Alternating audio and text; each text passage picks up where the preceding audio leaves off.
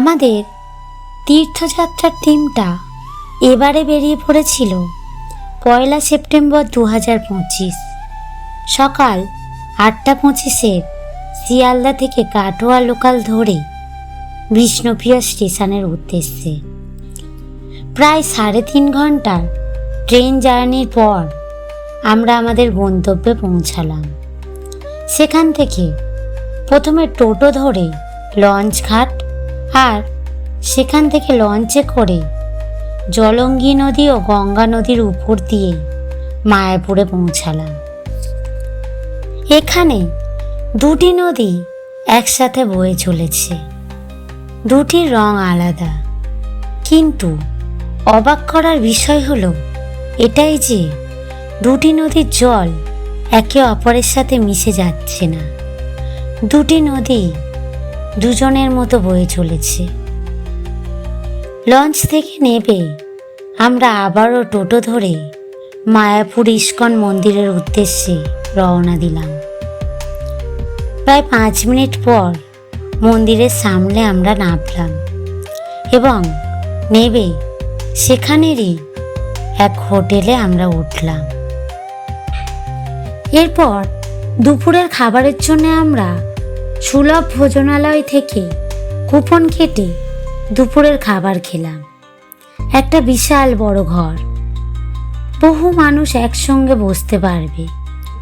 একসাথে মেঝেতে বসে একের পর এক খিচুড়ি থেকে শুরু করে ভাত, ডাল, সবজি ও শেষে চাটনি। প্রতিটা খাবার খুব সুস্বাদু ছিল। সত্যি খাবারগুলি খেয়ে মন প্রাণ ভরে উঠল। পর বিকেলবেলা আমরা রেডি হয়ে বেরিয়ে পড়লাম মায়াপুর ইস্কনে চন্দ্রোদয় মন্দিরের উদ্দেশ্যে। গেট থেকে প্রবেশ করে দেখলাম অখণ্ড হরিনাম সংকীর্তন হচ্ছে, যেখানে অনবরত 24 ঘন্টা কখনোই হরিনাম থামে না। হরিনাম সর্বদা হয়েই চলেছে। এরপর আমরা সন্ধ্যা 6টার আরতি দেখার জন্যে মন্দিরে প্রবেশ করলাম। মন্দিরে ফোন নিয়ে যাওয়া নিষিদ্ধ, তাই আর দেখাতে পারলাম না। ভিতরে ঢুকতেই শ্রীকৃষ্ণ, রাধারানী ও গোপিনীদের অপূর্ব দৃশ্য দেখে চোখে জল এসে গেল। পাশের কক্ষেই আছেন শ্রী চৈতন্যদেব সহ পঞ্চদেবতা, মাঝে আছেন নরসিংহদেব। একের পর এক ধাপে ধাপে আরতি হচ্ছে। তার সাথে মন্দির কক্ষ ভর্তি শিষ্যগণ হরিনাম করছেন এবং বাহু তুলে অচৈতন্য হয়ে নাচছেন, যেন সবার মধ্যে হরিনামের নেশা লেগে গেছে। শ্রীকৃষ্ণ ও পঞ্চদেবতার আরতি শেষে শুরু হয় নরসিংহদেবের আরতি। সঙ্গে সঙ্গে গান ও তালে তালে প্রভুদের নাচ। সব কিছু যেন এক অদ্ভুত মায়ার মতো।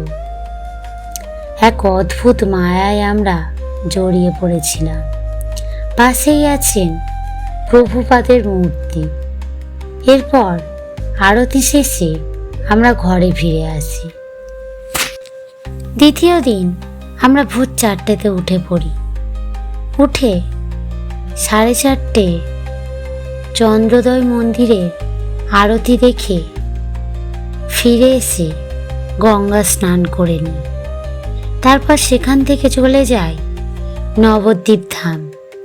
সেখানে গিয়ে শ্রী চৈতন্যদেবের জন্মস্থান, গুপ্ত বৃন্দাবন, এছাড়া জগাই মাথায়ের উদ্ধারস্থল, সোনার গৌরাঙ্গ এবং পোড়ামা কালী মন্দির, ভবতারিণী মন্দির এবং শিব মন্দির ইত্যাদি দর্শন করি। সেখান থেকে আমরা আবারও মায়াপুর ধাম ফিরে আসি লঞ্চে করে।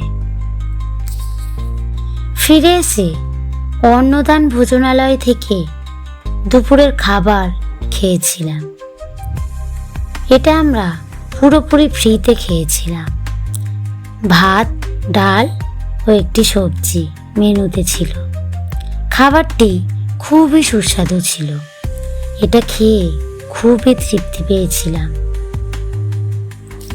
এরপর সেখান থেকে আমরা মায়াপুর ইস্কন মন্দিরের গোশালাতে চলে যাই। সেখানে গিয়ে এত গরু এবং এত বড় বড় গরু হয়তো এর আগে কখনো দেখিনি আমরা। গোশালাতে গিয়ে গোশালার ক্ষীর, দই ও লস্যি আমরা খেয়ে দেখেছিলাম।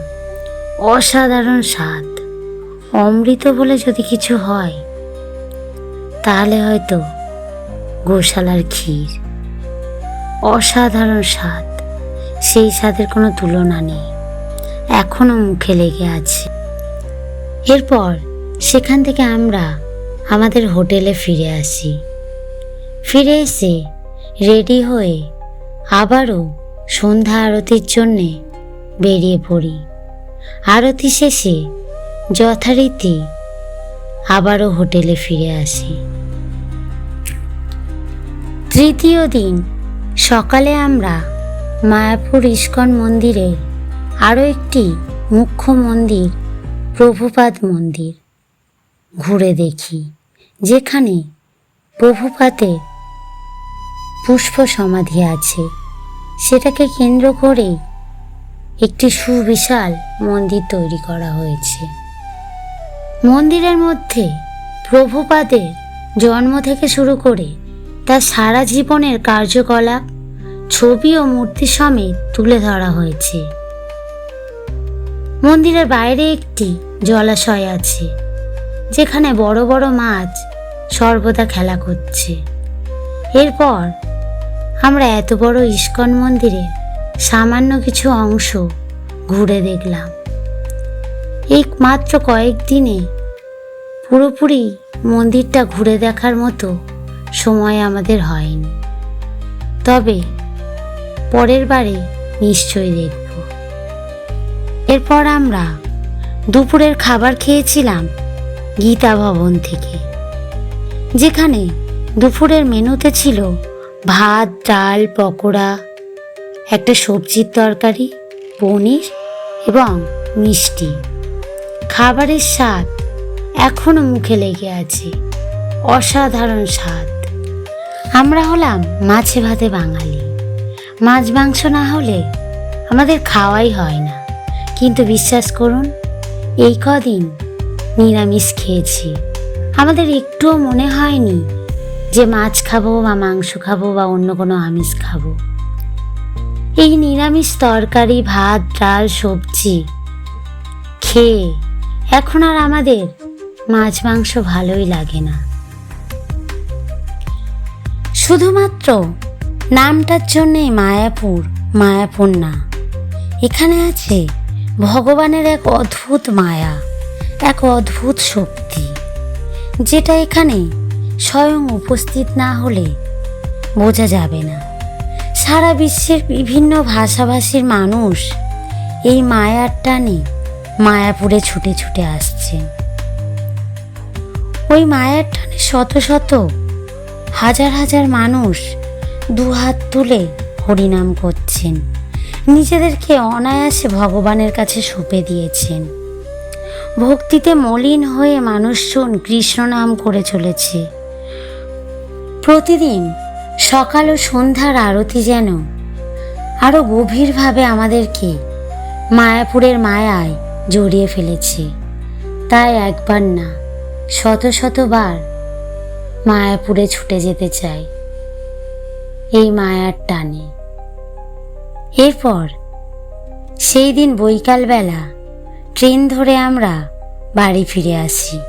তবে হ্যাঁ, এইবারে মায়াপুর নবদ্বীপের ভ্রমণের অভিজ্ঞতাটা আমি নিশ্চিত সকলের উপর একটু হলেও প্রভাব ফেলবে। মায়াপুরের এই মায়ার মুহূর্তগুলি বারবার আকৃষ্ট করবে ভগবানের প্রতি। আর বেশি কিছু বলতে চাই না। এই বলে ভিডিওটা এখানেই সমাপ্ত করলাম।